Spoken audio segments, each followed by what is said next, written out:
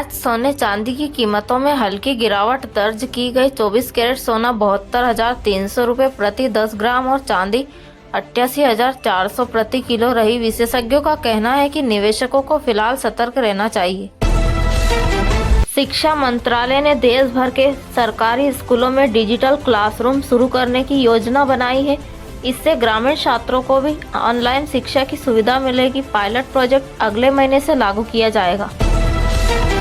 भारत और यूरोपीय संघ के बीच व्यापार समझौते को लेकर आज नई बातचीत शुरू हुई। दोनों पक्ष निवेश, डेटा सुरक्षा और कृषि आयात पर चर्चा कर रहे हैं। विदेश मंत्रालय ने कहा कि वार्ता सकारात्मक दिशा में बढ़ रही है।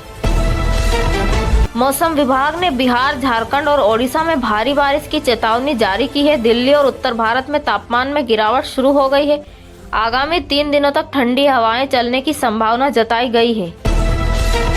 केंद्र सरकार ने आज टोबैको फ्री यूथ कैंपेन 3.0 की शुरुआत की। अभियान का उद्देश्य युवाओं में तंबाकू सेवन को पूरी तरह रोकना है। स्कूलों और कॉलेजों में इसको लेकर विशेष कार्यक्रम चलाए जाएंगे। उत्तर प्रदेश के चित्रकूट में भंडारे के दौरान विवाद से माहौल तनावपूर्ण हुआ। पुलिस ने हालात पर काबू पाया और कई लोगों को हिरासत में लिया। प्रशासन ने इलाके में शांति बनाए रखने की अपील की है। बॉलीवुड एक्टर रणबीर कपूर की नई फिल्म का टीजर आज रिलीज हुआ। फैंस ने सोशल मीडिया पर इसे लेकर जबरदस्त उत्साह दिखाया है। फिल्म दिसंबर के दूसरे हफ्ते में सिनेमा घरों में आएगी।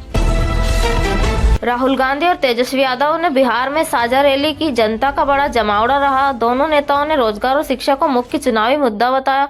सभा में युवाओं ने बढ़ चढ़कर हिस्सा लिया। कांग्रेस ने अपने स्टार प्रचारकों की सूची जारी की, जिसमें राहुल और प्रियंका शामिल है। सूची में कुल 40 नेताओं के नाम हैं, जो अलग अलग राज्यों में प्रचार करेंगे। पार्टी का दावा है कि इससे संगठन को नई ऊर्जा मिलेगी। अमित शाह के बयान पर विपक्ष ने तीखी प्रतिक्रिया दी है। कई नेताओं ने कहा कि केंद्र सरकार वादों से मुकर रही है। इस बयानबाजी से सियासी माहौल और गर्म हो गया है। तेजस्वी यादव ने कहा है कि बिहार में सरकार बनी तो 20 लाख नौकरियां दी जाएगी। उन्होंने भाजपा पर झूठे वादों का आरोप लगाया। जनसभा में युवाओं ने नारेबाजी का समर्थन जताया। नीतीश कुमार ने महागठबंधन पर निशाना साधते हुए कहा, वादों से पेट नहीं भरता। उन्होंने विकास कार्यों का हवाला देकर अपनी सरकार का बचाव किया। सभा में मौजूद भीड़ ने मुख्यमंत्री के पक्ष में नारे लगाए। कांग्रेस और राजद का साझा घोषणा पत्र तैयार होने की कगार पर है। घोषणा पत्र में बेरोजगारी, किसान और शिक्षा को प्राथमिकता दी जाएगी। इसे कल पटना में जारी किया जाएगा।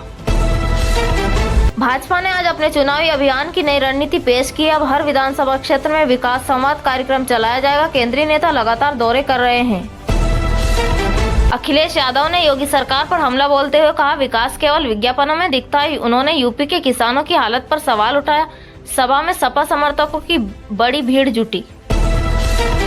राजस्थान में कांग्रेस ने अपने उम्मीदवारों की तीसरी लिस्ट जारी की। सूत्रों के अनुसार पार्टी ने युवाओं और महिलाओं को प्राथमिकता दी है। कई वरिष्ठ नेताओं को इस बार टिकट नहीं मिला।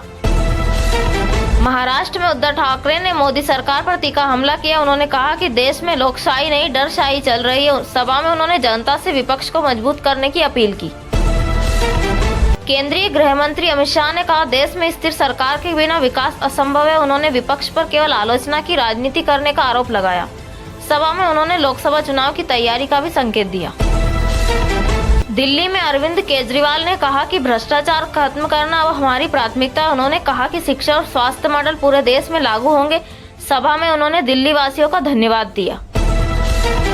चुनाव आयोग ने आज सोशल मीडिया पर फेक न्यूज फैलाने वालों को चेतावनी दी। कहा, गलत सूचना देने पर सख्त कार्रवाई होगी। सभी दलों से आचार संहिता का पालन करने की अपील की गई है।